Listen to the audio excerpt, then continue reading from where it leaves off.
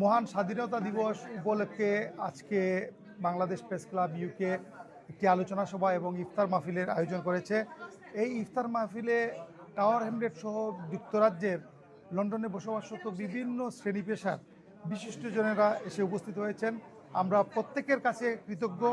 আমরা বিশ্বাস করি প্রত্যেকের সহযোগিতায় বাংলাদেশ প্রেস ক্লাব আগামী দিনে আরও বড় বড় প্রোগ্রাম নিয়ে আসতে পারবে, সমাজের যাতে উপকার হয়, বিশেষ করে সাংবাদিকদের যাতে উপকার হয়, এরকম প্রোগ্রামও আমরা সামনে নিয়ে হাজির হব।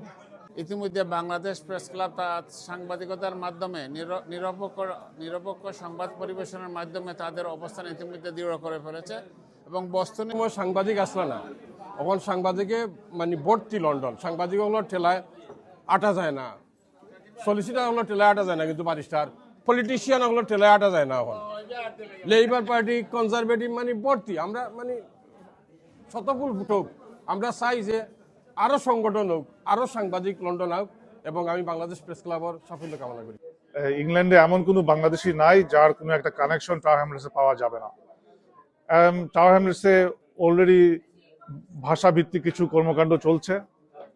আমরা এগুলোকে আমাদের পরিকল্পনাটা হচ্ছে যে একটা সেকেন্ড ল্যাঙ্গুয়েজ হিসেবে বাংলা যেন প্রাতিষ্ঠানিক একটা অবস্থানে থাকে এবং বাংলা মিডিয়া যেন একটা প্রাতিষ্ঠানিক অবস্থানে থাকে, সেটাকে নির্দিষ্ট করা।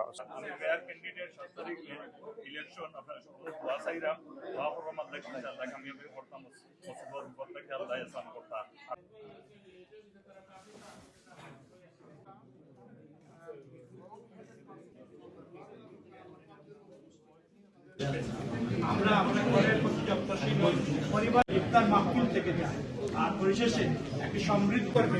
আমি মনে করি যে আপনারা ভূমিকা নিতে পারবেন। তো